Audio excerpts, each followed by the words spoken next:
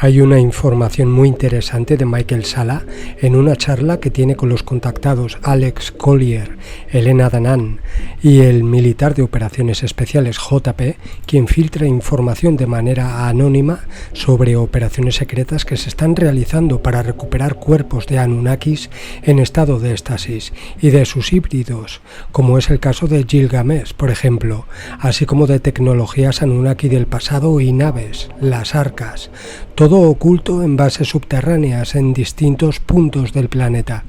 Hay un dato que me interesó mucho y me sorprendió, ya que coincide con lo que los Windmakers, los hacedores de alas, que es un grupo de Anunnakis que dejaron en una base subterránea hallada en el cañón del Chaco en los años 90, tecnologías Anunnaki e información espiritual, y sobre la historia de la humanidad.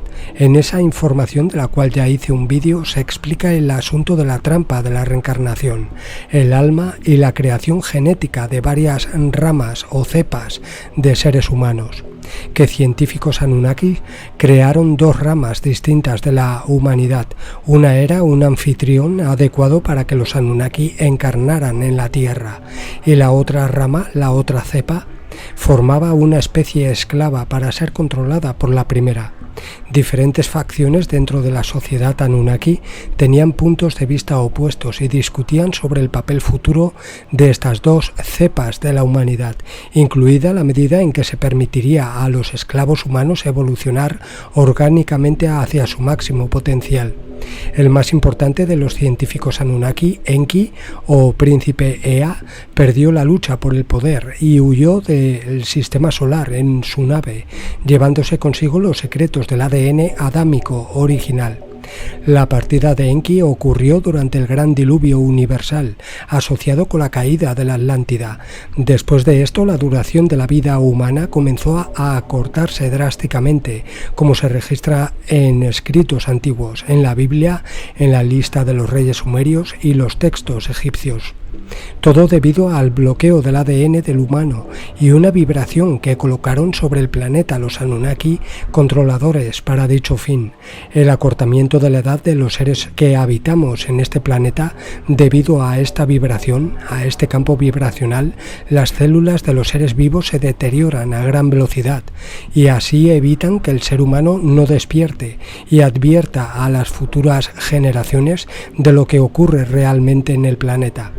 Después, en la charla, aunque esto suena a nueva era, hablan de que Enki ha compartido el mapa genético del ADN adámico original con una alianza galáctica y terrestre que está trabajando entre bastidores, creando tecnologías que tendrán un impacto en la salud y la longevidad humanas, y que hay una parte clave de nuestra historia perdida, que es el papel del árbol de la vida en la extensión de la vida humana. En el momento del éxodo de Enki, los científicos Anunnaki fueron ocultados en lugares clave del planeta en cámaras de éstasis.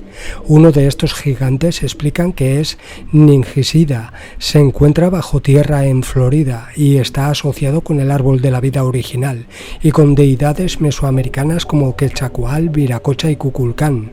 El despertar de Ningisida y otros científicos Anunnaki conducirá a la difusión de muchos secretos alquímicos olvidados hace mucho tiempo, que pueden prolongar la vida humana y restaurar la salud a pesar de milenios de degradación genética forzada realizada por una poderosa facción de Anunnakis asociada con Enlil, Marduk y Ninurta. You meet the ant people at the entrance to this cavern, and they say they're upset about something, and what do they have to say about the giant? First of all, glad to be here, Doc. Elena, Alex, beautiful, beautiful, amazing conference. Amazing conference. And it's a mission that we had when we went to the cave system to meet up with the ant people. And as you said in the last interview that we had, they were really pissed off with us giving the seeds or taking the seeds somewhere else, because the seeds were supposed to be here in the United States, and now the seeds are not here, and the things that they have given us. And the location, I actually know about the location. We were talking about this earlier. we know that Europe has a new king. And that's where these things went. Okay. I'm guessing when the king asks for something, he gets what he wants. Interesting. So the British Crown, the new king, somehow had that kind of influence or authority to be able to have those seeds transported from the US. Because you know, being a king is a generational thing. It goes back, the bloodline goes back a long time. And they know about these things. They know about this, what they have, what the inner earth population have, and the ant people have. And they know about these sleeping giants, sleeping kings that are asleep. Because in their eyes, these sleeping giants are kings. They were like kings. So it's understandable that another king would want something that comes from a sleeping king that is not awake yet. Very interesting. I'm kind of asking the ant people about him, his identity. Well, I did not clearly get that information from the ant people. They told me that he was really important. Maybe you can show the picture that I drew. Maybe Elena could explain what she felt. Who was this magnificent king that the ant people was protecting? Yeah, thank you for that picture. We'll put it into the video that shows this sleeping king. So you were told by the ant people that he was very important. And that they were protecting him in stasis. The reason we couldn't go back after we took the seeds. Okay. So that was what you've now. We move forward to a conversation I had with Elena Danan while we were in Tennessee, and I think we were visiting a cave, Elena, wasn't it? And one of the, I think it might have been the Lost City cave there in Tennessee, in East Tennessee, and you had a communication with Thorhan, so tell us what happened. Yes, we were having this conversation about this mysterious sleeping giant and somewhere under Florida. We do not know the location. And I received a communication from Thorhan, which happens randomly. I never know when it's going to happen. We're talking about. And you asked him, so first he told you that he was one of Enki scientists. When Enki left, Enki left some scientists on Earth to take care of humanity and to make sure that certain knowledge would be hidden in sacred places. That I think we can safely call these places the halls of records. This person, this specific scientist, was coming from Atlantis. He was in Atlantis, and he went to the Americas, North and South, to hide there knowledge, technology, something. And Thorhan said that, and you asked, could he tell us the name of this scientist? So I asked Thorhan to repeat a few times because I had difficulty to hear. I wanted to make sure, and I told you I heard something like Ningishka, Ningishza, something like this. I wasn't sure. And well, once home I checked on internet and I told you, oh my god, there is actually there was an Anunnaki named Ningishzida who was a scientist, and his name means the god of the good tree, or the tree of life, and somewhere underground Florida he's beside the tree, a tree of life, a tree that gives life and that drips water, that is giving youth and regenerating DNA. And JP described, if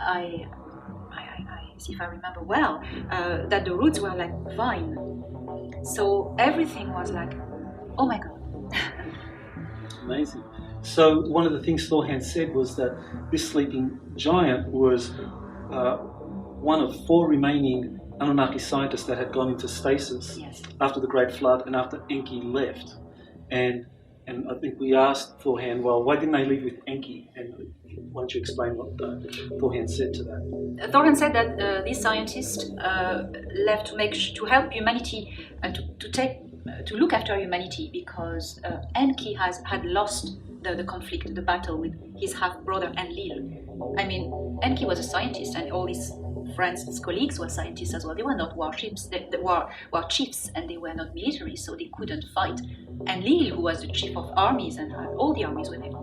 So these scientists decided to stay on Earth, to look after the people and try to help them, but also to take care of preserving this ancient knowledge and technology to some secret places.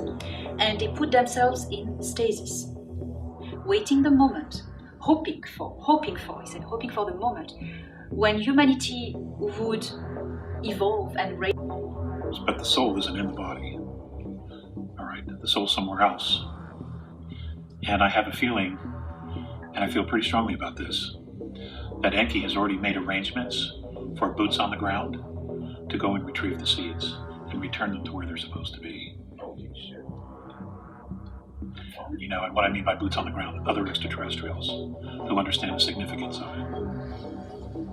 But the body itself is an avatar. The soul's not there. The soul is somewhere else, and it is coming back. But that particular body was designed or created for here. So what do you think? Yeah. So what do you think about this being Quetzalcoatl or Kukulkan? It's been prophesied he would return. It's been prophesied forever, and all the indigenous people that the giants would return. And that's been known for a very, very long time. I believe even Edgar Casey said it, that the giants would return or would wake up. Yeah. One of the things we kind of like covered in the conference was the idea of the alchemical practices coming back, and these giants, and particularly Ningishida. I mean, he was the god of the good tree and of the vines, and he was an alchemist, and we know Enki's an alchemist. So what do you think that means for the common person? I think they're going to reteach us the ancient holistic medicines, the earth medicines, that which the indigenous people practiced for thousands of years, but then a lot of that's been lost because they were trying to kill them all off. I think they're going to come back and teach us the old ways. You know, medicine from the earth. You know, I mean, they're the ones who taught us that stuff in the first place. And that could explain that these seeds are probably extinct seeds that we used to have on Earth, on the upper side of Earth. Right. They could be medicinal plants for all we know. So maybe that's why the king wants it, or makes a lot of sense. Well, Charles is in a lot of trouble anyway, so it would be leverage. He could leverage the fact that he has them to try to cut a deal. You know, I mean, Deep State operates like that all the time. Well, Michael, you mentioned in one of your videos the fountain of youth that was sought after in Florida by ancient explorers.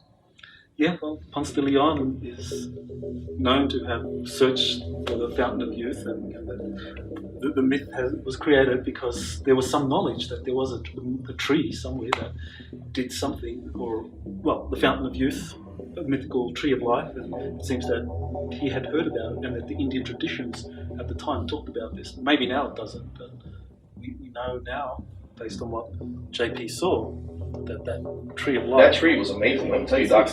That tree has straws that feeds from the river, and then it comes back, and the sap is so red.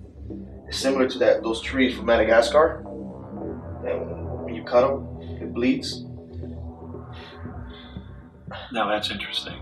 Now it said there were 4 giants. Okay, so let's look at the indigenous people of South America. What other cultures are that old and did similar type of healing? The Indians of India, Ayurvedic medicine. Okay, we know that the ancient gods all practiced that, and they were all the same. They were I think in many ways they were the exact same people, but they had different names because of the different languages of the cultures. But the medicine is similar, very similar. So it may be that another one of the giants is in stasis somewhere in India with seeds. Yep. And then what would be the other? Would be China. Could be one of those pyramids that they won't let anybody near, okay, with seeds. And, then we're looking at either the United States or Indonesia, where they practice the same kind of medicine. They would scatter them around to make sure that they would all survive. You would never put them in all one place. So what do you think is going to happen now that this giant has been activated, and whether he's Ketsukoto, Viracocha, Ningishida, what do you think is going to happen now? Boots on the ground, just like Alex said. Boots on. So you think that there's going to be an intervention here by some of the Enki faction? Yeah, I'm sure. Well, it would make sense that Enki wouldn't want to come down here because it would cause a massive rift within the family. Okay, but that doesn't mean he couldn't ask for a favor from other extraterrestrials that are here working with the Alliance. Here's what you need to do. Here's how you do it. You know, they've done other things like that, and they're here to help us anyway. Could be that they would be there when the giant Quetzalcoatl wakes up. They would be there, you know, and say, hey, you know, here's who we are. We understand what you're doing. We need to move you from here and take you someplace where you'd be safe. And the first thing the giant's going to do is, where are the seeds? So far the ants mess them up, huh? Okay. Right?